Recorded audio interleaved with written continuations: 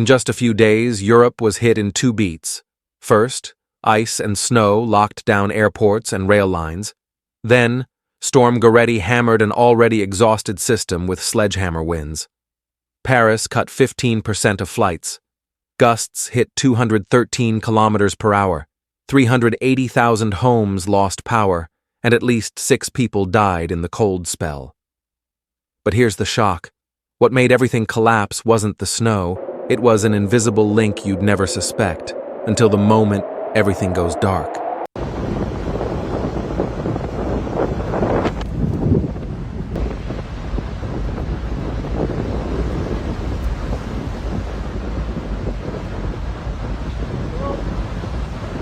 You're watching Global Weather Disasters.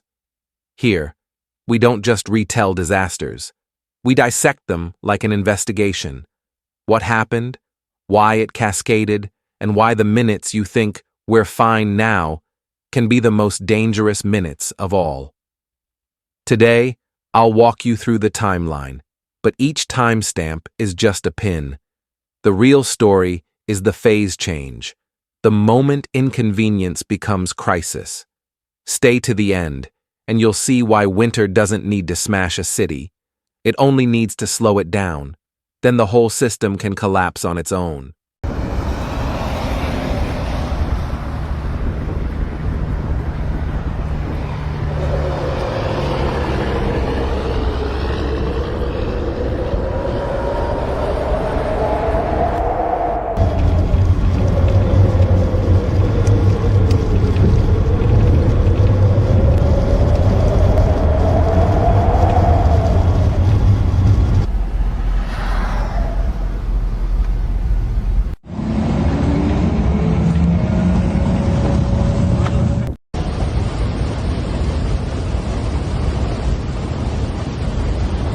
First marker, January 5, 2026.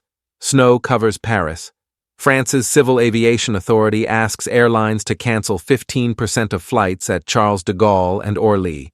It sounds technical, but it's a warning. We're stepping back so we don't slide past the safety margin. Push harder, and the price can be an accident. You might think, okay, cancellations, delays, annoying, but that's it. But picture every flight as a link. One link snaps, and aircraft rotations, crews, and gate slots unravel. The dominoes fall, not with a bang, but with a quiet crack. Winter doesn't destroy an airport. It slows it down, and the network chokes itself.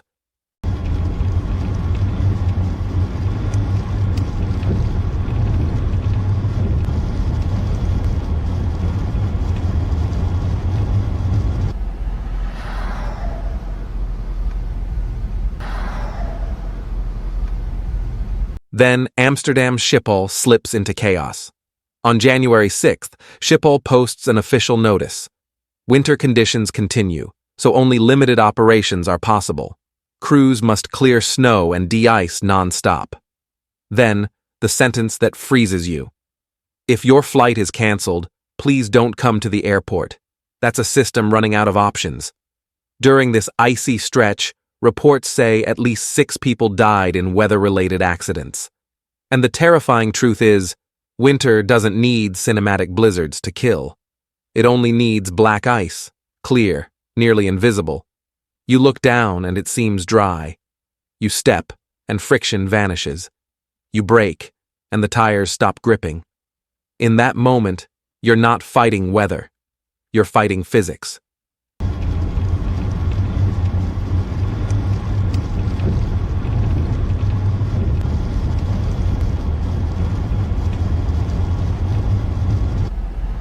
If the story ended here, it would still be brutal. But the second beat is coming, and it arrives at the worst time. When crews are racing, flights are stacked like debt, rail lines are still stiff, and people finally think, tomorrow will be better. That moment you believe it's calming down is often when nature throws the follow-up punch.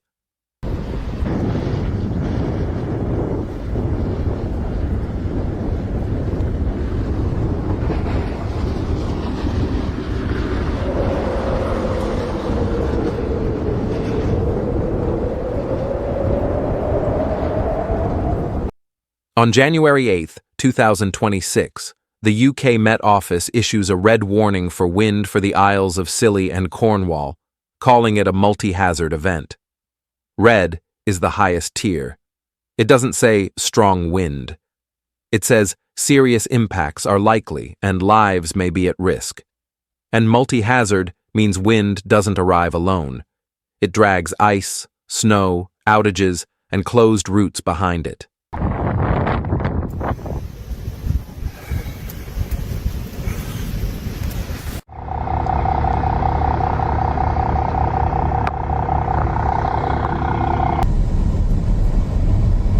In France, Météo France warns Goretti will strike Brittany and push north.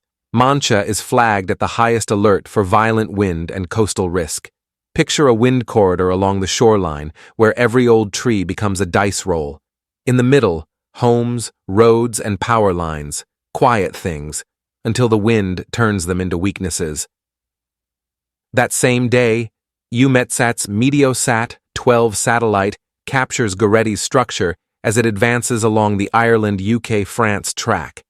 From space, it looks like a massive gear turning.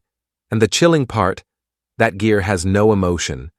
It doesn't negotiate. It simply turns on energy and pressure. And when it turns toward you, the only question is whether you have enough margin to take the hit. On January 9, 2026, Storm Goretti peaks. Gusts reach 213 kilometers per hour at Barfleur. Then the lights go out.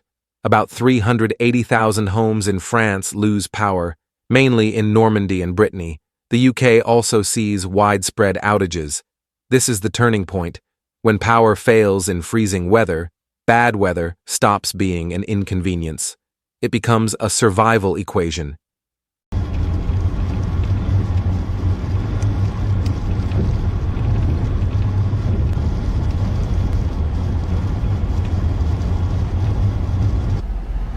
If you're finding this video useful, consider leaving a like or following the channel. It doesn't just help me.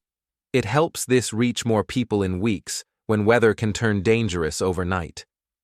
The same day, transport fractures further.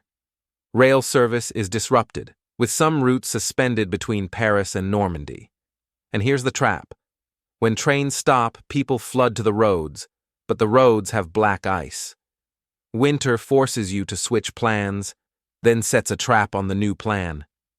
You think you're escaping, but you're stepping into another door of the same maze.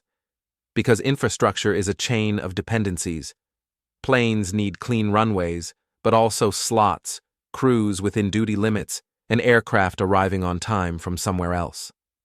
Trains need open tracks, but also stable power. When one link slows, the next gets yanked, and the whole chain tightens. You can't see that rope, but you feel it. In stranded crowds, canceled boards, and the unnatural quiet of a city.